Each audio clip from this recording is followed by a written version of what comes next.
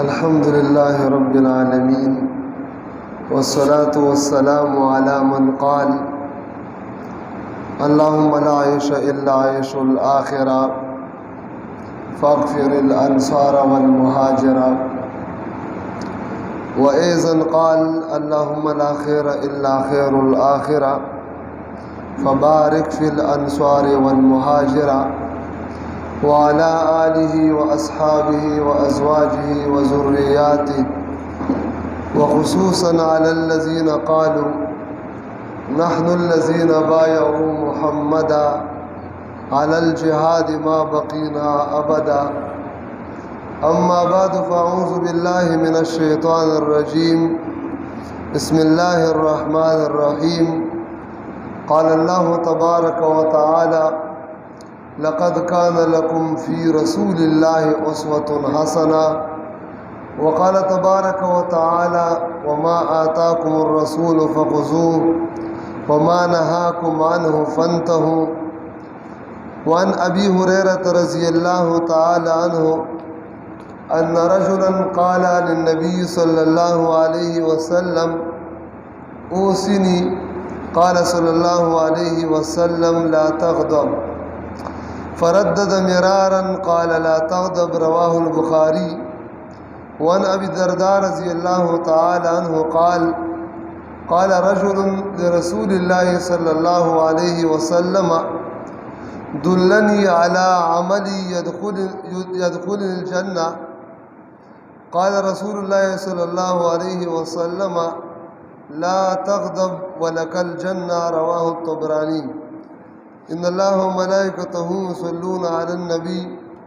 या अय्युहल्लज़ीना आमनू सल्लु अलैहि व सल्लिमू तस्लीमा अल्लाहुम्मा सल्लि अला मुहम्मदिन नबिय्यिल उम्मी व अला आलिहि व अस्हाबिहि व बारक व सल्लम तस्लीमन कसीरन कसीरा। ज़मा मुअज़्ज़ज़ अल्लाह रब्बुल इज़्ज़त दी ज़मूंग उस्ताद द टोलो ईमान कामिल और सालिह आमाल नसीब फरमाई। ददी दौर ददी रंदो ख़तरनाक तरीन फितनों न दे अल्लाह पाक ज़मूंग उस्ताद द ईमान और द आमाल हिफाजत फरमाई। ज़मूंग उस्ताद द हिदायत और द कामयाबी और द अल्लाह पाक द रज़ा द हुसूल और द जन्नत द हुसूल द जहन्नम न द बचकेदल ज़रिया आग़ाज़ात अक़दस द रसूलुल्लाह सल्लल्लाहु अलैहि वसल्लम दे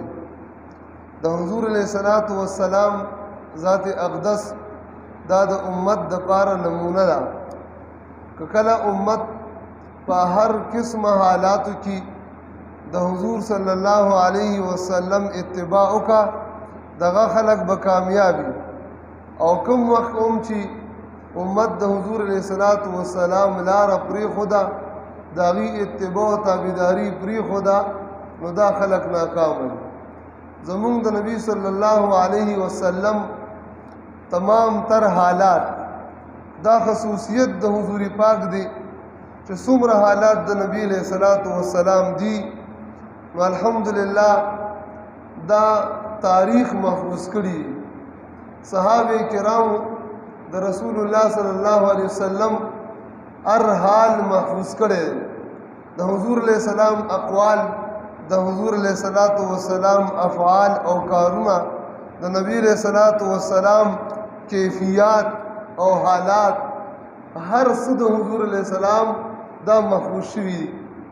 द हिस नबी और द हिस पैगम्बर दुमर तफसीली हालात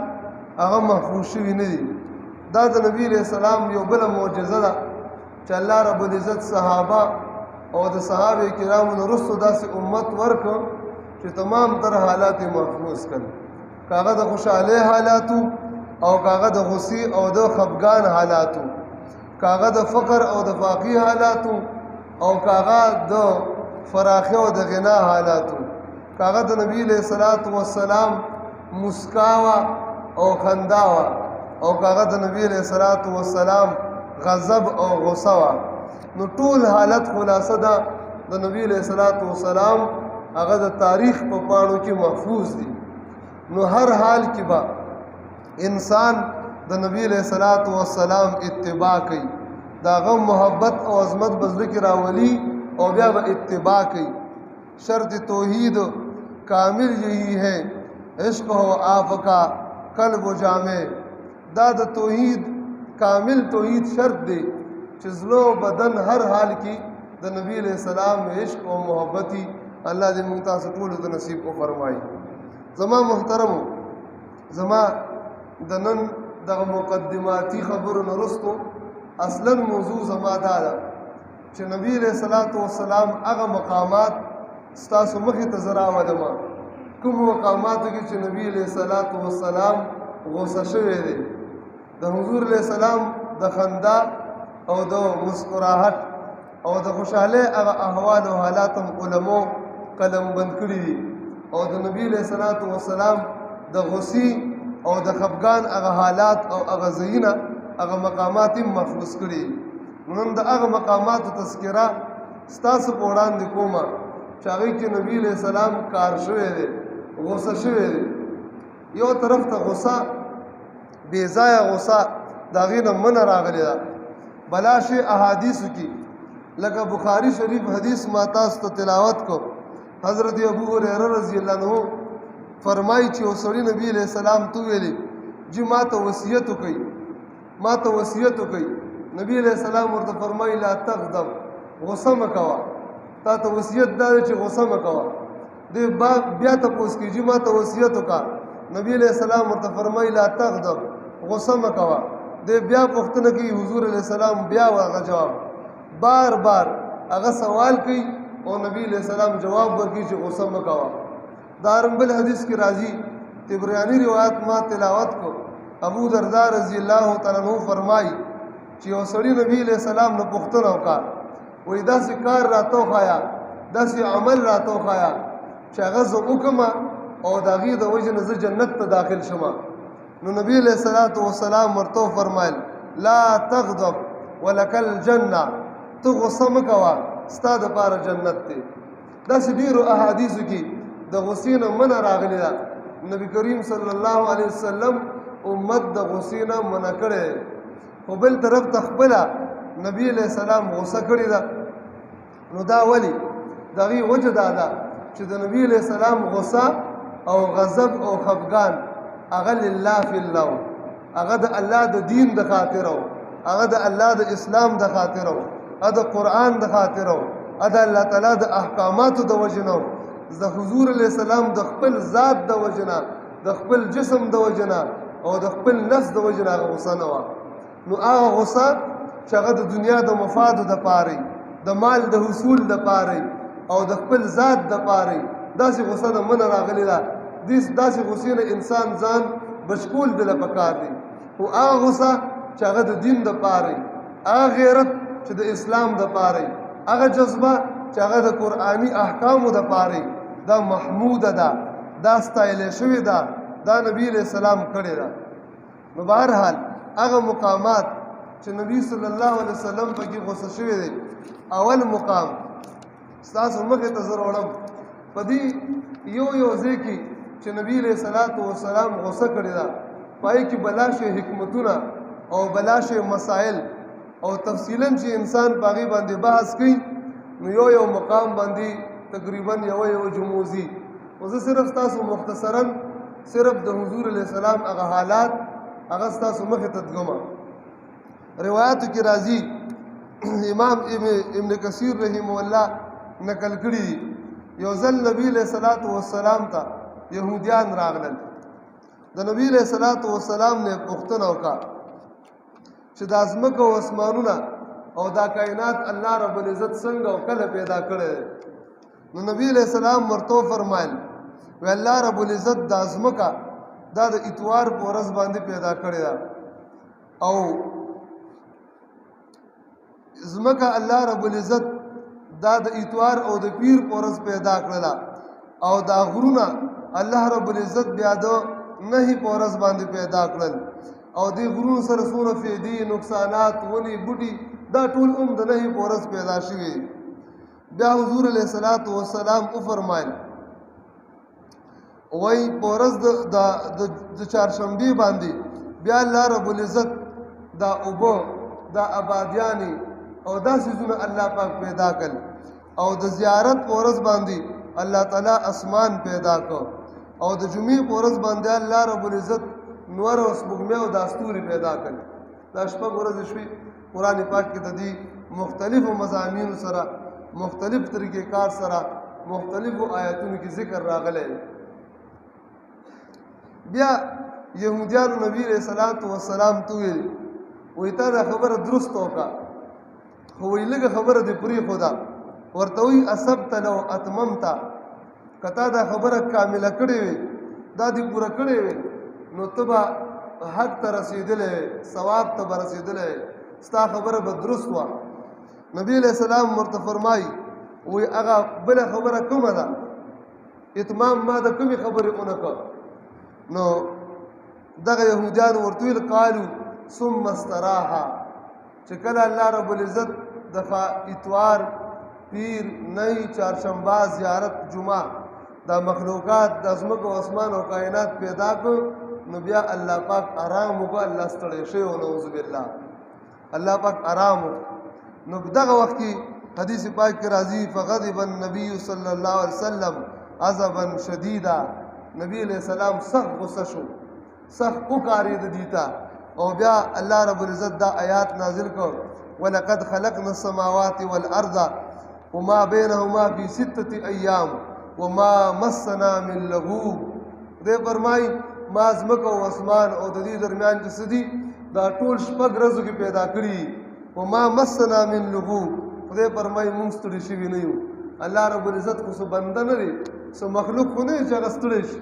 نو دا هغه بې ادبه قوم و بې ادبه یهودیان ډېر بې باک او بې ادبه قوم و نو ځکه نبي علیہ السلام ورته غوسه شو چې الله رب العزت څه مخلوق خو نه دی چې هغه ستړی کي الله فرمایي موږ ته ستړیوالی را رسېدی نه دی او نه الله پاک ستړی کي نو یو مقام دا چې دا نبی صلی الله علیه وسلم په دې کې غوسه شوی دویم علما لیکي امام ابن کثیر رحم الله خپل تفسیر کې نقل کړي یو ورځ عباس ابن عبدالمطلب د نبی علیہ السلام تر نبی علیہ السلام ته ګیله وکړه وایي جی دا قریش چې کله خپلو کې یو بل سره ملاویږي نو ښه په روڼ تندي باندې او خوشحالی انداز کې ملاویږي مخونه یې ښه خوشحاله خو چې کله موږ سره ملاویږي وایذا لقونا بوجوه لا نعرفها چې کله موږ سره ملاویږي نو داسې په تریو تندي باندې موږ سره ملاویږي او شکلونه یې موږ ته راچولي نو نبی علیہ السلام غصه شو او بیا وفرمایل ډېر فغضب النبي صلی الله علیه وسلم غضبا شدیدا نبی علیہ السلام سخت غصه شو بیا وفرمایل والذي نفسي بيده لا يدخل قلب الرجل الايمان حتى يحبكم لله ولرسوله حضور وفرمایل قسم پاغ الله باندې چې د چا په قبضه قدرت کې زما ساده تر هغه وخته پورې د انسان زړه ته ایمان نشي داخلېدلی څو پورې چې تاسو سره د الله دپاره محبت ونه کړي خبره نو د نبي علیہ السلام اهل بیت سره د نبی علیہ السلام خاندان سره د نبی علیہ السلام نیکیان او خو امتیانو سره محبت دا د ایمان علامت دی ها دریم نمبر روایت کی راضی داوم امام ابن کثیر هم نقل کړي نور مفسرین نقل کړي ابو هريره رضی الله عنه فرمای وی یو سړی راغی او نبی ابو بکر صدیق رضی الله عنه ته کنزل کوله بدر دی ورته ویلي حضور علیہ السلام موجود دی ابو بکر هم موجود دی او یو سړی ابو بکر صدیق رضی الله عنه ته کنزل کوي بدر دی ورته وی ابو بکر صدیق رضی الله تعالی عنہ هغه ته جواب نه ورکړي خاموش ناسته نو نبی علیہ الصلوۃ والسلام داسې مسکی کیږي خاندي او تعجب کوي نو ډیر کنځلې دو کی ابو بکر صدیق رضی الله عنه ورته جواب ورکړ یو کنځلو جواب ابو بکر صدیق ورکړ نو نبی علیہ السلام پاسې دو او روان شو لاړ غوسه شو نو ابو بکر صدیق رضی الله عنه ورپسې ورغی نبی علیہ السلام یې ایثار کړ وایي چې دې سړي ما ته کنځل کول او ما څه نه ویل تاسو ناس ویو خوشحالېدلی خندلم خو چې کله ما جواب ورکړو نو تاسو پاسې دي او روان شئ غوسه شوئ دا ولې نبي علیه السلام وفرمایل چې کله دې سړي تا ته کنزل کول او تا جواب نه ورکول نو یو فرشته دلته موجود وه هغه جوابات ټول فرشتې ورکول ستا دفاع او ستا طرف نه رد هغه فرشتې کول خو چې کله تا جواب ورکړ نو شیطان راغی منځ ته نو چې کوم ځای کې شیطان وي نو هغلته ځی ساري دی نه شوه نو دغه مقام باندې نبي علیه السلام غوسه شوی دی چاته د بدو ردو جواب ورکولو کنزل درڅو کی تیزه خبرو کی او ته ورته جواب ورکې کوم مسلمان ته چې بل مسلمان یا بل انسان بد ردی وي دی ورته جواب نه ورکوي د ده دفاع فرشتې کوي ښه او چې کم وخت کې دی جواب ورکو دغه وخت کې شیطان راغی منځ ته هغه برکات ټول لاړه اوچت شول نو حضور دلته غوسه شوی دی 4 نمبر روایاتو کې راځي امام طبري رحمه الله نقل کړي دي ویوزل یهودو د نبی علیہ الصلوۃ والسلام نه یو ډله د یهودیانو راغه او نبی علیہ الصلوۃ والسلام نه پوښتنه وکړه ورته وی دا ټول مخلوق خو الله تعالی پیدا کړي خدا راته ویا چې دا الله تعالی چا پیدا کړي دغه بیا دبا ګستاخانه سوالات وی الله مخلوق خو الله پیدا کړي الله پاک چا پیدا کړي نو نبی علیہ الصلوۃ والسلام غصه شو حتی امتقع لونه د نبی علیہ الصلوۃ والسلام دا رنگ دا بدل شو د ډېرې غصې نه او سخت به نبی علیہ السلام وکارېده نو جبریل امین علیه السلام راغی او نبی علیہ الصلوۃ والسلام هغه دغه غصې په نرمه کا غصې والا لږه سړه کړله او الله پاک دا آیات نازل کړ الله پاک خپل جواب وکړو چې قل هو الله احد الله الصمد لم یلد ولم یولد ولم یکن له کفوا احد دا الله پاک نازل کړ نبی علیہ الصلوۃ والسلام دا دې ته تلاوت دی بیا پوښتنه وکړه وی صف لنا ربک د خپل رب صفت راته بیان کا کیف خلقه چې داغه پیدایش څنګه شوی دی او داغه مټ څنګه دی او داغه لیچه څنګه ده بیا نبی علیہ الصلوۃ والسلام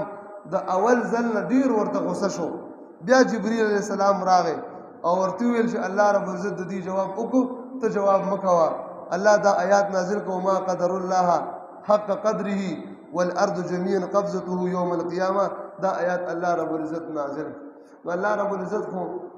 خپل خالق دی حدیث کې راځي تفکروا فی صفات الله ولا تتفکروا فی ذات الله دا الله صفاتو کې تاسو سوچ کوئ خو د الله ذات کې به سوچ نه کوئ ځکه د الله رب العزت ذات دا د عقلونو ماورا دی د انسان عقل دومره نه دی چې د الله رب العزت د ذات حقیقت او دغه کنه دغه ادراک وکي ځکه نبی علیہ السلام منه فرمایلی دا دا الله صفات دي دغه سړی سوچ او فکر کوي شپږم نمبر زی نبی علیہ الصلوۃ والسلام ابو هريره رضی الله عنه فرمای و یو يهودي سامان خرصول صحیح بخاری کی راضی او چا ورته سپیسی میسی ورکی چې دا والو دا عزیز دا سودا په ما په دومره پیسو باندې خرڅ کا نو يهودي غوسه شو او قسم وکړ ویلا والذي استفى موسى على البشر وی قسم دی پاغه ذات باندې چې موسی علیہ السلام دې په تمام انسانیت باندې غورواله ورکړي او هغه افضل ګرځولې چې په دې پیسو باندې زه د عزیز پتا نه خرڅوما یو انصاری صحابي موجودو بس هغه ته داسې مضبوطه سپیړو وستا وای دا ته سوي ته چې موسی علیہ السلام الله رب العزت په تمامو مخلوقات غوړه کړي حالانکه نبی علیہ السلام موجود دی زمون پیغمبر صلی الله علیه وسلم ته الله رب العزت فضیلت ورکړي چې هغه موجود دي نو تمام انبیا دغه نه درجه او مقام کې خطه دي نو دا سړی راغی دا يهوديو نبی علیہ السلام ته ګیلو کا وای تاسو مولا امانم را کړی صلح هم شوی دا او ستا یو مرګری یو شاګرد زه وهلم نو دغه مقام باندې نبی علیہ السلام غوسه شو ډیر غوسه شو وای دې روغ واړه راغی وای تا دا يهودي ولې والے وای جی ما زګوال چې داسې خبره وکا چې الله رب العزت موسی علیہ السلام په تمام بشر او کائنات کې افضل ګرځولې حالانکه بهتر خو تاسو یې نو ځکه ما دا اول بیا نبی علیہ السلام فرمایل ولا تفضلوا بین انبیاء الله د الله د انبیو په میس کې یو ته په بل باندې تاسو فضیلت مو ورکوي علما دې کې تفصیل کوي دا ابتدایي حالاتو نبی علیہ السلام ته لا پته نه ولګېدي چې زه د ټولو انبیو نه بهتر یم بیا وروسته پته ولګېده نو بیا منه نه ده زموږ دا ایمان او عقیده ده چې نبی علیہ السلام په تمامو انبیو کې افضل اعلی او برتر او بهتر دی ها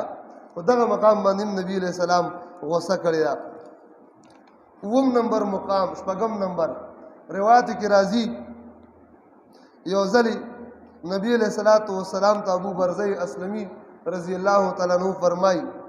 وی نبی علیہ السلام ته مالی غنیمت کې څه دینار راغلیو اشرفه نبی علیہ الصلوۃ والسلام تقسیم کړو دالته یو سړی موجود دی ذوالخویسر نومو او نبی علیہ السلام ته ګوري دا تقسیم کول نبی علیہ السلام ته وی دا تاسو کوم تقسیم وکړو وی دې کې انصاف نشته دا ظلم دی وکړه زیاتې دی وکړه بې انصافي دی وکړه نو نبی علیہ الصلوۃ والسلام دغه وخت کې ډېر سخت غوسه شو او بیا وفرمایل وی ظالمه چې ما سره انصاف او عدل نه وي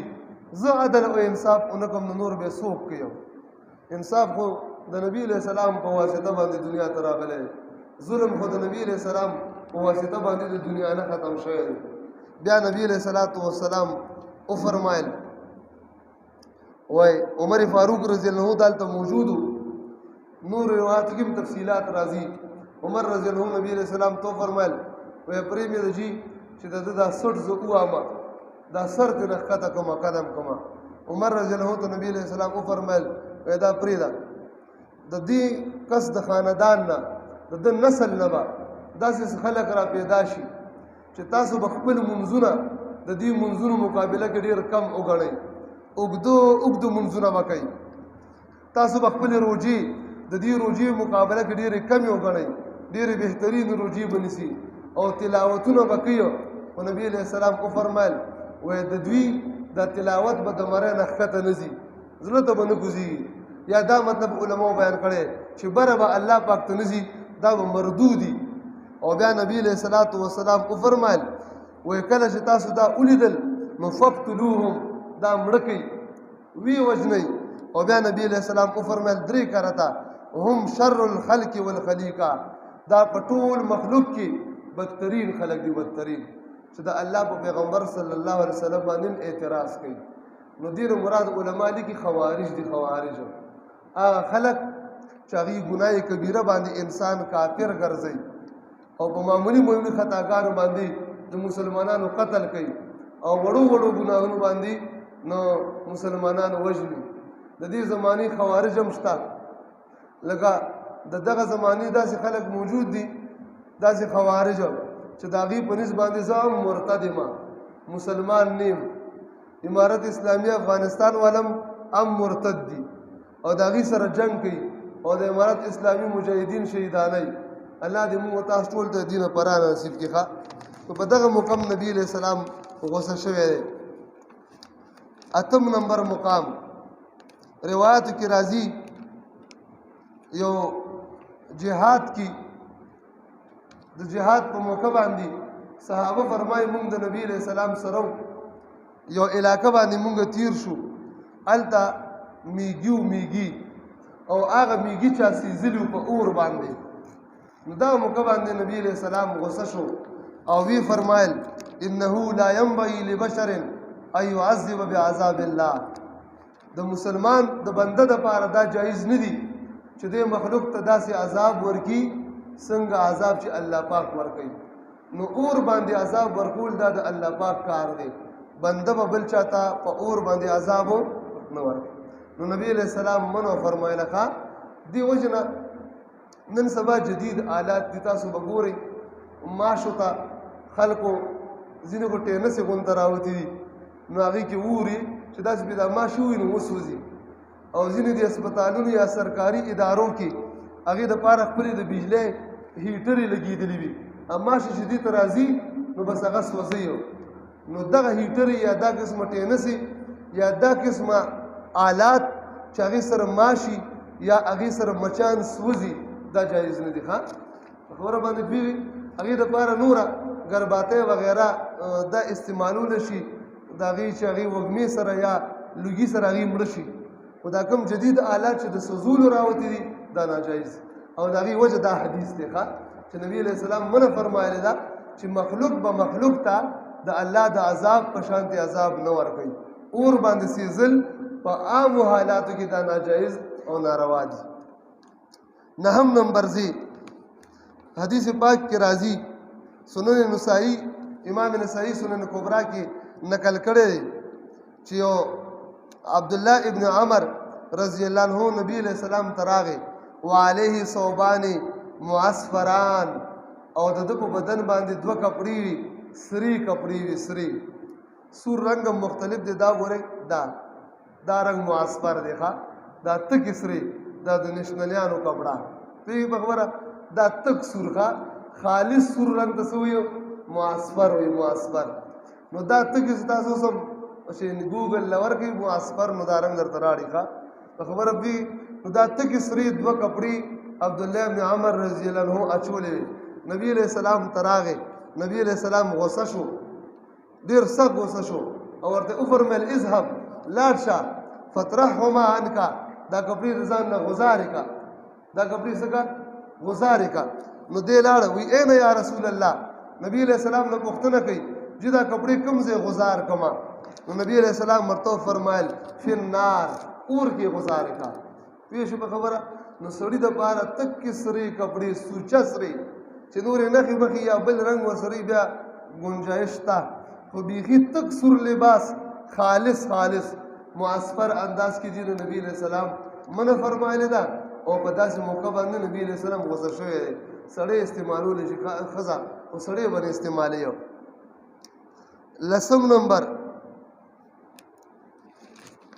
لسم نمبر زی هغه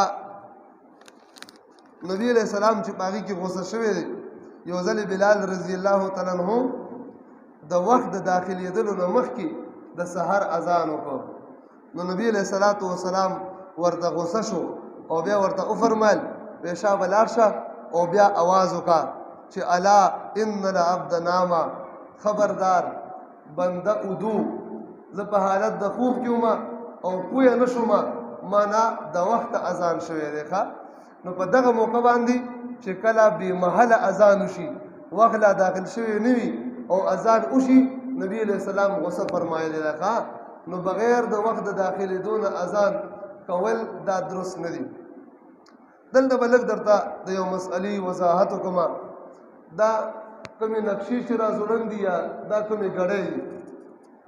نو دا ګړۍ او دا نقشجات په پاکستان کې چې څومره دي نو دا مفتی محمد شفیع رحمه الله زمونږه هغې او داسې نور علماو دا نقشې جوړې کړې وي او دا فلکیاتو والا ملګري به پوهېږي. نو دا په 18 درجې باندې جوړې شوي دي 18 درجې. او بیا نوې تحقیق د مفتی رشید احمد صاحب لدیاني رحمه الله هغې چې کوم تحقیق دی نو هغه په 15 سنټیګریډ باندې جوړې شوي دي 15 درجاتو باندې جوړې شوي دي جدید کومې نقشجات دي. نو په دغه دواړو نقشو کې د ماسخوتن او د سحر په مونځ کې فرق دی. په دې زړه نقشه کې په دې ګړو مطابق د سحر د مونځ ټیم ناوخته داخلېږي د وخته او د ماسخوتن پکې ناوخته داخلېږي. خیال مو دی په مسله پوهېږي که نه په دې ټول ځان لږ پوهېږي ښه. په دغه زړو نقشجاتو کې د ماسخوتن د مونځ وخت د اذان دا ناوخته داخلېږي او سحر پکې په وخت داخلېږي. او د 15 درجو چې کومه نقشه ده جدید نو هغه کې د ماسخوتن د کوم اذان وخت دی دا د وخت داخلېږي او د سحر پکې ناوخته داخلېږي. د دې بالکل الټا. اوس موږ له په کومه نقشه باندې عمل پکار دی. ما خو دلته د خپلو مقتدیانو ته ویلي مو او خپل حق کې هم زه احتیاط باندې عمل کوم. نو په دواړو نقشو کې چې کوم طرف د احتیاط دی موږ تاسو له په هغې عمل پکار دی. نو وګوره په ماسخوتن کې په دې کې ناوخته ټیم داخلېږي او په نوې نقشه کې د وخته نو په زړه نقشه باندې عمل پکار دی چې په زړه باندې موږ وکړو ناوخته ټیم داخل شو د وخته پکې خپله راغی او سحر په وخت کې نو په دې کې ټیم داخليږي د وخته او په نوې نقشه کې ناوخته داخليږي نو موږ له پکار دي چې اذان د سحر په موږ کوم اذان دی هغه د جدید نقشې په مطابق وکړو او موږ د قدیم نقشې په مطابق وکړو روزه موږ ماته بند کړو د قدیم نقشې په مطابق په دا احتیاطي طرفونه دي کوم مرغلي په دې پیښوي خلک نه بیا باندې ځاله پښتونه کوي پیښې کو پیښ نشي دله چې کوم اذان اوس د سحر کې د دې ګړې مطابق کی نو د نوې نقشې مطابق دا اذان اونشو صحیح ده نو خاص کر بیا رمضان کې زنانه په دې انتظاري چې اذان وشي نو فورا ورپسې مونږ کوي نو د نوې نقشې مطابق دغه مونږ ونشو بلا علما دي او د جدید او د نوې نقشې د دلایل د مضبوط دي د دې نقشې دلایل کمزوري دي ښا هغه ما مطالعه کړي دوار طرف ته نو دا خبره باندې تاسو ځان فکر اوس زمانه دا خبره دی پکې علل اعلان کوله نو بیا به خلک ویل شره د ټولې خبرې نوې کوي اوس پکې یو بل کې سره وېستا په خبره به موږ د خلک اسیم بس په دغه نظر ګوري او بهر حال دا زموږ ذمہ داری ده مسائل دی په دې وسره ځان په یو نو نبی له سلام غوسه شو ولی چې اذان بیٹه مشو دیار لسم نمبر حدیث پاک کی راضی مسند ابي عوانه نقل کړي نبی علیہ الصلوۃ والسلام یو ځلی یو عامل اولېګو د زکات د راټولولو لپاره وې زکات راټول کا نو هغه صحابي لاړ او د هغه علاقې نه زکات مال راوړ نبی علیہ الصلوۃ والسلام یو روایت کې راځي چې مخکې نه په منبر باندې تشریف فرماو نو دغه صحابي هغه زکات غوټه کې خو ویجی دا زکات مال دی یو بل غوټه ورسره وا وې دا اوهدی لی دا ما ته خلکو تحفه کې را کړې دا زما دی نو نبی علیہ السلام پاسې دو او بل روایت کې راځي منبر ته وختو دا الله حمد و ثنا ویلا او بیا نبی علیہ السلام بیان وکړو وې عجیب خبره ده ما بالو رجال نستعملهم على العمل فيجيء احدهم فيقول هذا لكم وهذا اهدي لي وې په دې خلکو باندې سچل شوی دی زه یو سړی ولېږم عامل جوړ کما او زه ورته زکات مال راوړه نو دې لاړ شي او بیا وایي دا ستاسو او دا ما ته خلکو تحفه کې را کړي دي او دې کوي خو او دې یخي څه کې را کړي دي تحفه کې را کړي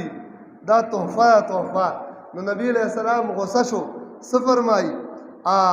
افلا جلس فی بیت ابیه او بیت امه فینظر ایهدى له ام لا وې دې د خپل مور او د خپل پلار په کور کې کینی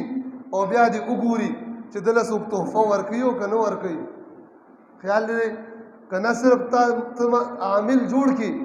او ستا په بدن باندې وردي ده څه شی ده تا سره کرسی ده تا سره عهده ده ځکه خلک تحفې درکوي نو دا ته ما عامل جوړ کړی وي نو خلکو تحفې په دې نیت ورکوې په دې نیت باندې چې جی دا ستاسو دپاره ډالۍ څه معنا چې زما مال کې لږ کمزورې مال مانه والي خیال دی اوس هلته به عامل لاړ شي هغه د ګډو رمې ته ګوري ګډو رمې ته نو مخکې نه هغه ته لاس کې څه کېږي تاسو خیال کړی دی میټر لیډر چې کله تاسو نه راشي د ګیس میټر ګوري یا د بجلی میټر نو حاجي صاحب او فلانې څه بوډینګلی مونږ ورته څه کوو پټ ورته لاس کې 200 روپۍ کېدو که نه نو بل یونټ یې خرڅ شوي د 4,000 او بل درپسې روړېږي 900 خیال دی داسې ده که نه ده نو اوس به دې وایي چې جي افسر ته دا مال هلته حاجي صاحب څه راکړي یا ډاکټر صاحب یا فلان والا تحفه کې راکړي اس یې راکړي نو ولې دا یې د مور ورور دی که ماما یې دی که ترور زوی څه یې دی چې تا له ته خو د دې عهدې د وجې نه درکړي چې یونټ یې ورپسې واچي او تاسو هم داسې خوشحاله یې چې بل کم راغی نو حرام کار دی وکړو څه دی وکړو هغه دپاره اخیستل حرام او تا دپاره ورکول څه شی دي حرام خیال دی نو ځان دې تباه کړ صرف په دې کې نه دا په ارض کې خیال دی دې دفترونو ته ځه که نه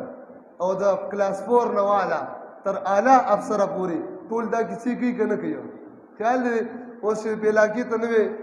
ایسیچو راشي نو د علاقې څونه خلک دي هلته بولي جي مونږ تاسو له دعوت کړی فلانې ورځ باندې به راشي دا دعوت ولا اسې کوي هغه پې د 500 روپو دعوت کوي او بیا پې د لکونو روپو کار کوي خیال دی که نه نو دا دعوت ماله ولې لګي چې مولي صاحب ته نه وی راغلی چې دعوت دله وکړم مولي صاحب نه فایده نشته که نه خیال دی نو نبي علیه السلام غوسه شو ورته وایي د مور او پلار کور کې د کینې بیا دې وګوري چې ده ته څوک تحفه ورکوي او که نه ورکوي بیا نبي علیه الصلاة والسلام وفرمیل قسم په الله ورځ د قیامت به انسان راشي که خیانت یې کړی او یو اوښي چا نه اخیستی و اس یې اخیستی و چیلې یې اخیستی و دا به د سټ د پاسه ایښودې شوي او اوازونه به اوباسي و د محشر میدان ته به را روان وي لهذا محترمو دا یاد ساتي ښه ځینې خلک دا څونه چې عهدهداران دي نومونه زه نه علم ټول د چا سره چې کوم عهده ده اوس چې ته په ورده کې لاړ شي او د غوښې والا مخې ته ودرېږي نو غوښې والا به تاله ښه غوښه درکوي که نه به درکوي دومره هډوکي هم درته پکې ناشي نه وازګه ورته پته که هډوکي مې واچو سبا مې هلته تاڼې ته بوځي خیال دی یا فوډ والا دی فوډ والا هلکه زه تاله به زه ارزانه غوښه وړم غوښې قیمت یې 2500 500 باندې او حضرت صاحب له په 300 ورکوي څو باندې او ښه مزېداره غوښه هم ورکوي ولې فوډ والا دی که نه ورته پته ده که ما غوښه ورنکړه سبا را باندې پرچه څه کوي پرچه کړکۍ دوکان بانه راته جوړوي دا ټول حرام دي څه شی دي ټول حرام دي ټول حرام ته که افسري او که ته هر څه شی نو دې وجې نه زه خپل ځاني کوشش کوم چې زه ګورم مولا یم مونږ نه خو څوک تېرېږي نه